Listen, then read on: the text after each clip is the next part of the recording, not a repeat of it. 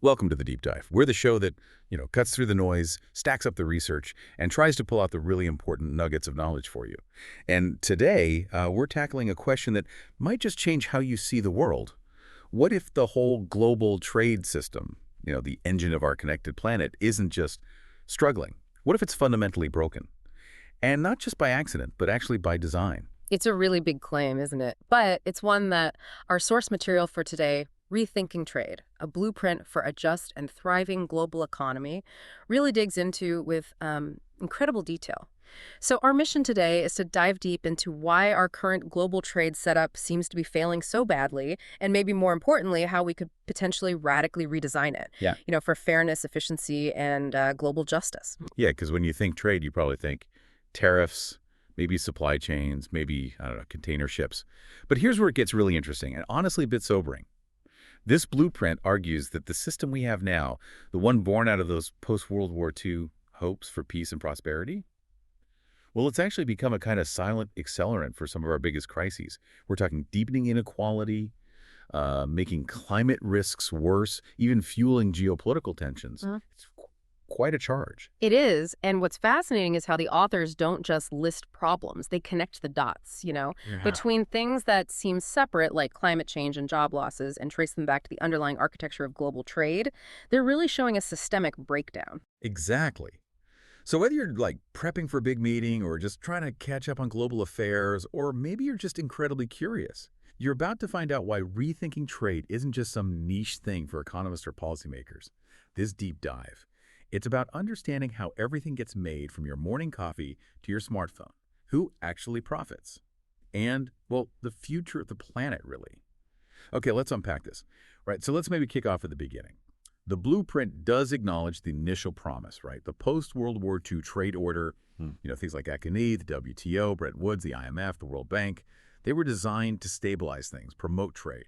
And there were undeniable achievements, weren't there? Trade volumes soared, millions were lifted out of poverty, huge global economic expansion. That's absolutely right. The system did deliver on some of its promises, definitely expanding trade and economic growth, especially for certain regions like East Asia. Global supply chains connected everything, made consumer goods, widely available. But here's the catch, the sort of insidious part. Even while global GDP was shooting up, these deep cracks started showing. The whole story of universal prosperity, well, for many, it became a story of deepening inequality. You saw industrial jobs vanishing in, say, the US or Europe, while informal, often really precarious, labor grew in the global South. And critically, the environmental costs just multiplied, often kind of hidden away, but multiplying fast. And that's the thing, isn't it? It really sounds like the whole system was designed for a fundamentally different world. A world with like fewer countries involved, no digital economy to speak of, definitely no carbon crisis hanging over everything, Right. and certainly no AI changing labor markets like it is now. Plus, the U.S. was pretty much the undisputed top dog economically back then. Precisely. The original architecture was built for, essentially, a unipolar world. The U.S. had the dominant military, economic, cultural power. The dollar became the default currency. Trade agreements back then, they mostly focused on just one thing: cutting tariffs, opening markets, stuff like labor rights, environmental impact, data sovereignty. They were barely on the radar, if at all. And as globalization really took off, the flaws in that very narrow design became, well, glaringly obvious. And these flaws just piled up, creating what the blueprint calls a polycrisis. It's almost like a system designed for, I don't know, the 1950s accidentally paved the way for the emergencies we're facing right now. I'm thinking about those basic contradictions, like how more trade automatically meant more emissions, more deforestation. That's the environmental paradox. Exactly. Global supply chains chased the absolute lowest cost, not sustainability. So that meant massive exploitation of resources, a huge carbon footprint. I think the source mentioned over 25% of global emissions are linked just to trade, transport, and production shifts. Then you have the inequality trap. Global wealth grew, sure, but it got incredibly concentrated. You had factory closures in one place and at the same time sweatshops with really low wages somewhere else. And this created this profound power imbalance, right?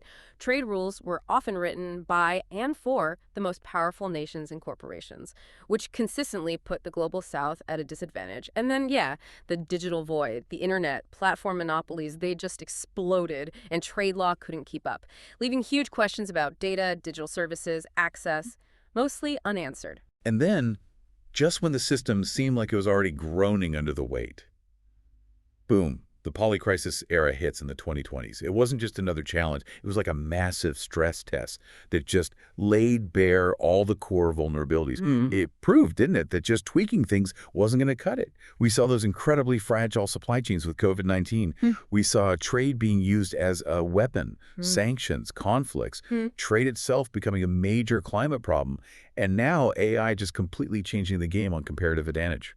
All these things hitting at once. They've really revealed one undeniable truth, haven't they? We can't just patch up the old system. We probably need to build something new, almost from the ground up. And this blueprint proposes a new architecture based on 7 guiding principles. It's about shifting the focus beyond just, efficiency or GDP growth towards deeper, more ethical values. Okay, let's walk through these because they really do paint a picture of a radically different kind of globalization. First up, justice before efficiency. What does that actually mean for, writing trade rules?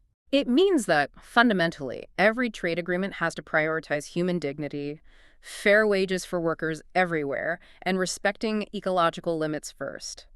Before maximizing corporate profits or making supply chains hyper-efficient, it's a complete reordering of priorities. Okay, next, multipolar governance.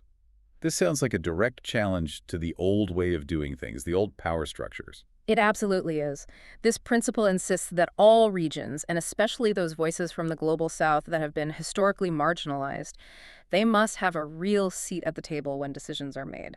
It's about dismantling that legacy where rules get written by just a powerful few. Third, green by design. How would that change trade deals in practice? It means every single trade agreement would have to account for its climate impact right from the start, not as an add-on, but baked into the design itself, actively incentivizing, green practices and disincentivizing carbon pollution. Fourth is digital inclusion and sovereignty. What's the core idea there? Well, it's about making sure the data economy serves people, not just, a handful of giant platforms. So protecting privacy, ensuring everyone has fair access to digital tools, and setting up clear rules about data ownership that actually empower individuals and smaller players. Fifth, resilience and redundancy.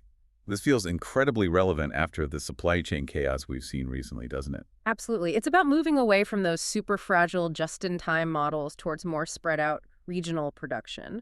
It's basically a strategy to avoid total collapse when the next shock hits, making the whole global economy more robust. Sixth, people-centered trade. Who are the people that trade usually misses, and how does this principle try to include them?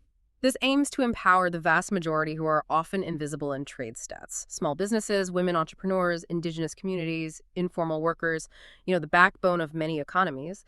It's shifting the focus away from just the big multinational corporations to the everyday people driving local economies. And number 7, transparency and accountability. This sounds like it tackles the whole secret deals aspect of trade negotiations. Exactly. It demands that trade agreements are public, easily understandable, auditable, and democratically accountable. So citizens, civil society, everyone can actually understand the impacts and hold decision makers responsible. These 7 principles, together, they're meant to be the bedrock for a truly transformative shift. That's a huge change from how things work now. Okay, let's dive into some of the specific proposals for this redesign. Starting with currency. One of the really striking points in the blueprint is about the dollar's dominance. We often hear about it providing stability, but what are the hidden costs, especially for the global south? It's true. The dollar has been the anchor since Bretton Woods back in '44, right? And then reinforced by the petrodollar system, oil being priced in dollars keeps demand high. But the costs are really significant. Relying so heavily on the dollar makes other countries extremely vulnerable to U.S. monetary policy. Like when the Fed raises interest rates, developing countries can face sudden capital flight, their debt costs soar, their currencies can plummet. It also fuels those persistent U.S. trade imbalances, and critically, it gives the U.S. enormous geopolitical power through things like financial sanctions or controlling access to the SWIFT payment network. So the blueprint suggests we're entering maybe a more multipolar moment for currencies, that the dollar's dominance is slowly eroding. What trends are pointing towards that shift? We're definitely seeing signs. There's a big rise in bilateral currency swaps, China, for example, settling more trade in its own currency, the renminbi. We're seeing really active digital currency experiments like China's digital yuan for cross-border payments, even talk of pricing commodities in other currencies. Plus, central banks, particularly in Asia and the Middle East, they're buying up a lot more gold, maybe as a hedge against relying too much on the dollar. So the idea isn't necessarily to replace the dollar with, say, the renminbi, but to diversify the whole system. How could a new system be designed to encourage that multipolarity and make things more equitable? Well, one really interesting model proposed is a reformed, digitized version of the IMF's special drawing rights. The blueprint calls it Digital SDR 2.0. Imagine a truly global digital currency, not controlled by any single nation, but governed democratically. Programmable, maybe blockchain-based, backed by a wider basket including commodities, emerging market currencies. It could allow for, frictionless, fair trade settlements for everyone, from big nations down to a small farmer selling goods internationally. Or alternatively, you could see regional currency blocks emerging, like maybe a Pan-African digital currency, to reduce that reliance on a single currency. That leads us to another really surprising insight in the blueprint. This idea that equal treatment in global trade isn't actually equitable. That core principle, most favored nation, sounds fair, right? Right. Treat all your partners the same. But the argument is it totally ignores history, especially colonialism. That's the core fallacy they point out. Expecting countries that were shaped by centuries of colonial extraction, of underdevelopment, to compete on a totally level playing field with industrialized nations that had a massive head start, it just unrealistic. It's like asking, I don't know, a seasoned marathon runner and a child to race under the exact same rules. It just doesn't work. A uniform system often means infant industries in developing countries get crushed, small farmers can't compete, and governments lose the ability to actually nurture their own development. So if equal treatment isn't the answer for equity, what's the proposed solution for that huge imbalance? You mentioned a three-tiered system. Yeah. How would that actually work to bring about structural justice? Yeah, exactly. The blueprint proposes a three-tiered trade framework for global equity. And the key point is it's not about charity, it's about strategic differentiation to get fairer outcomes. So tier one for the least developed countries, LDCs, they'd get real preferential treatment, zero tariffs on their exports, guarantees for technology transfer, significant development finance, and really importantly, the freedom to protect their new industries until they can stand on their own feet. Tier 2 for emerging economies would see reduced tariffs, targeted incentives to help them climb up the value chain, maybe R&D partnerships, and crucially, clear ways to graduate to the next tier. And then Tier 3, the advanced economies, they'd operate on a level playing field amongst themselves, but, and this is key, they'd have an That's undoubtedly the massive political challenge, right? The argument presented in the blueprint, though, is that this isn't just about fairness. It's ultimately about global stability. A more equitable world is, in the long run, a more stable world. It reduces the drivers of conflict, creates new markets, potentially mitigates crises like climate migration or geopolitical friction, things that advanced economies will have to deal with anyway if inequality just keeps growing. It's framed as a long-term investment in a more stable, prosperous world for everyone. And having this kind of tiered system also sets the stage for another critical shift, building trade deals explicitly around climate and labor justice. What's the kind of shocking truth here about how trade has historically just ignored or even worsened these issues? It's pretty stark, actually. For decades, trade agreements were basically blind to these things. Or worse, they actually incentivized bad behavior, like carbon leakage companies just moving production to countries with weak environmental rules, creating these pollution havens. And the human cost, it's immense. You think about exploited garment workers in places like Bangladesh or miners in the Congo working in terrible conditions. Despite various agreements mentioning labor, enforcement has often been, well, weak or non-existent. And like you said earlier, trade itself has this massive carbon footprint, over a quarter of global emissions, tied to moving stuff around and shifting production. Exactly. That's why this new paradigm demands integrating climate and labor justice not as some kind of optional add-on, but as absolutely non-negotiable core pillars of any trade agreement. For labor rights, this means things like binding chapters referencing the ILO conventions, those global standards for workers setting enforceable minimum wage floors, having independent monitors check compliance, and critically, having swift penalties, like maybe suspending tariffs for an exporter if they fail on basic safety standards. And on the climate side, what would that look like in practice to actually stop that race to the bottom environmentally? Well, it includes tools like carbon border adjustment mechanisms, CBAMs. These are basically taxes on imports from countries with lower climate standards, which gives them a real incentive to clean up their act. But it also means the opposite. Preferential treatment for genuinely green goods, lower tariffs, say, on solar panels, electric vehicles, or sustainably farmed products. And importantly, technology can play a huge role here. The blueprint mentions using AI and blockchain for compliance, things like smart contracts tied to specific environmental or labor KPIs, or blockchain for tracing where goods really come from, under what conditions, and their carbon footprint, making sure the promises are actually being kept. This shift isn't just about what's in the deals, though, is it? It's also about how countries use trade. We've seen this dramatic rise in what the source calls weaponized trade, using sanctions, export controls, tariffs, even cutting off access to things like SWIFT as tools of geopolitical pressure. What's the sort of hidden cost of this becoming the new normal? What's really concerning there, and the blueprint highlights this, is that these tools, even when they seem necessary in the moment, they carry huge, often unintended costs. You see significant humanitarian impacts, global fragmentation as countries try to build alternative systems to bypass sanctions, a breakdown of trust between nations, barriers to innovation, and it often worsens inequality. This raises a really critical question. Can we actually shift away from this reliance on coercion and unilateral force towards more cooperative standards and multilateral solutions? Right, so the shift is from sanctions to standards. But in a world that feels increasingly fragmented, how do you even begin to coordinate genuinely cooperative standards that everyone buys into? The proposal is to develop these standards multilaterally, focusing on transparency, sustainability, human rights, and enforcing them through rules-based mechanisms, not just unilateral actions.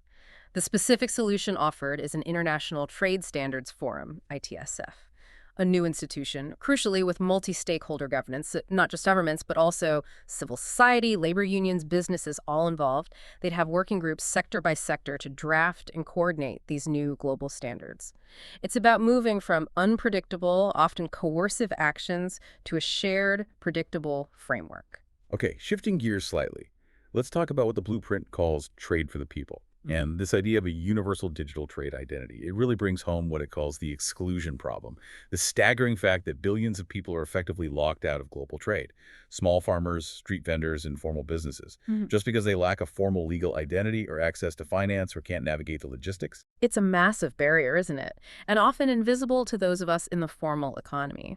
Imagine being a really talented artisan in a remote village, but you can't sell your crafts internationally because you can't prove who you are, or get a small loan, or figure out complex customs forms. The solution proposed is creating these universal digital trade identities, UDTIs. Think of them as portable, verifiable digital credentials that respect privacy, but they're not just static IDs. They're like a dynamic passport to the global economy, holding verified data. So if I'm that small artisan, how does the UDTI actually help me? What kind of things would it include? Well, it would bundle several things. A core, globally recognized verified identity.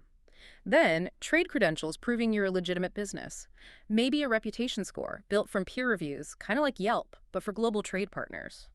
A financial layer linked perhaps to mobile wallets for easy payments, a compliance toolkit to help meet different trade rules, and even AI-powered support for things like filling out forms, translation, or finding potential buyers.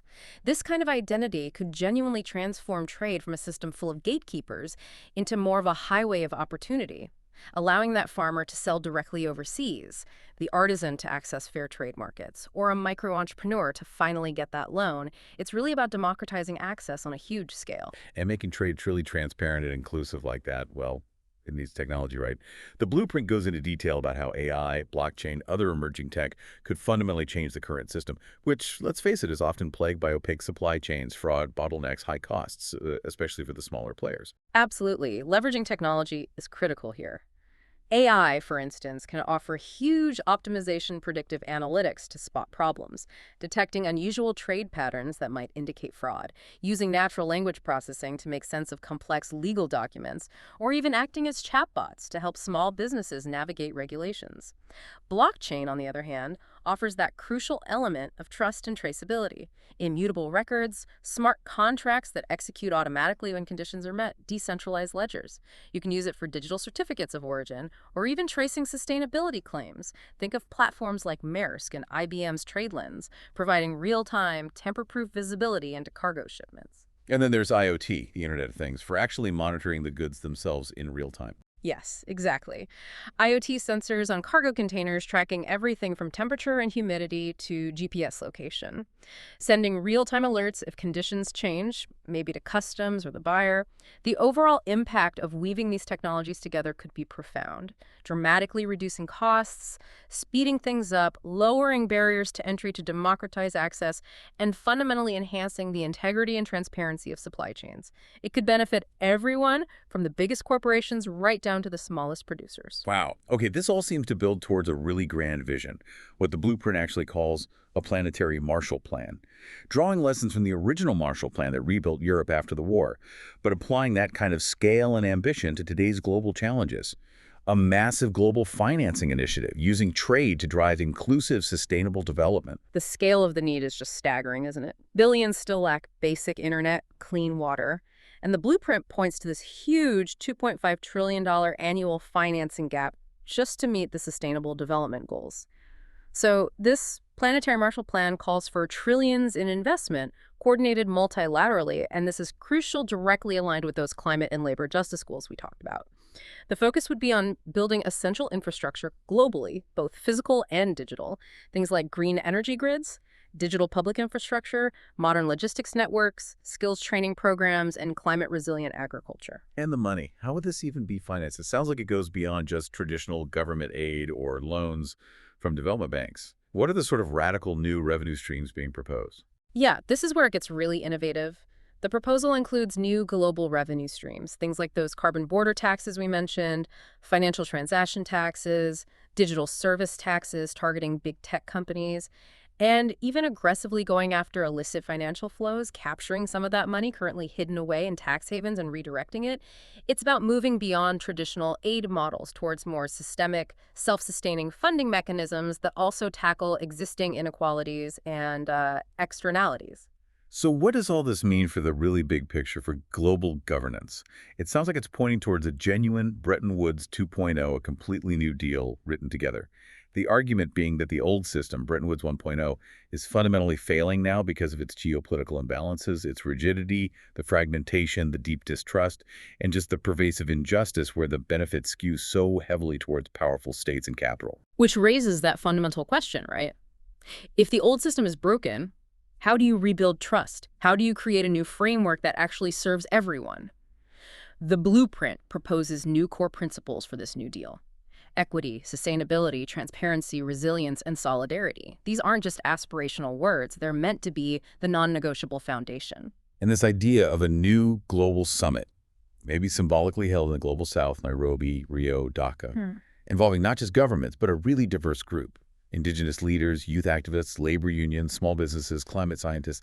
That paints a powerful picture of real democratic participation, doesn't it? Absolutely. And the blueprint suggests major institutional reforms alongside that.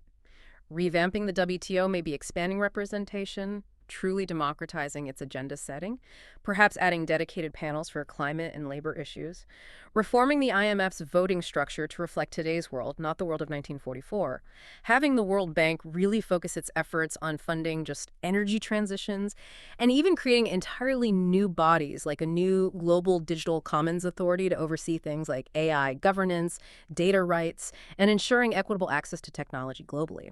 The ultimate goal, the grand ambition here, is to lead towards a binding treaty or maybe a charter for an inclusive global economy, essentially, a kind of global economic constitution coupled with a global Bill of Economic Rights. What a monumental vision. Necessary, perhaps, but monumental. So just to recap our deep dive today, the core message from this blueprint seems crystal clear. Global trade, as it stands, is broken by design, and it demands truly structural solutions, not just fiddling around the edges. It's about reimagined globalization, really redesigning the systems themselves from the bottom up. And we're doing this at a time of these compounding crises, right? Climate change is accelerating, AI is disrupting jobs, inequality is rising, nationalism is resurgent. These aren't separate problems. The blueprint argues they're deeply interconnected and demand a bold, coordinated, values-driven transformation. Incremental changes just won't cut it anymore. But the good news is we're not starting completely from scratch. The blueprint does remind us that the tools, the ideas, many of them already exist in pockets around the world. We see innovative efforts like the African Continental Free Trade Area try to build a huge internal market. India's UPI system has democratized digital finance for hundreds of millions. Blockchain is already creating more transparent supply chains in some sectors. Yeah, so this blueprint is really a call to action for everyone. Governments need to put climate and labor justice at the heart of trade policy, stop using trade as a weapon, push for reform in global institutions, and invest heavily in that crucial infrastructure. Businesses, they need to commit to full supply chain transparency, genuinely shift towards regenerative models, and measure their impact beyond just the bottom line profit. Civil society has a huge role in building public understanding, holding powerful actors accountable, and demanding a seat at the table where these decisions get made. And for you, listening to this, it's also a call to action, isn't it? On an individual level. Choosing ethical products where possible, pressuring representatives to support these kinds of reforms, maybe investing in local community economies, and just educating others about these critical issues. This deep dive wasn't just about understanding a system that might be broken. It's really about sparking imagination for a new one. So the final thought to leave you with is this. What would it actually mean for you to be a participant in what we might call globalization 3.0, a world potentially built on dignity, solidarity, and planetary regeneration? What role will you play in writing this new global deal for the kind of world we truly deserve?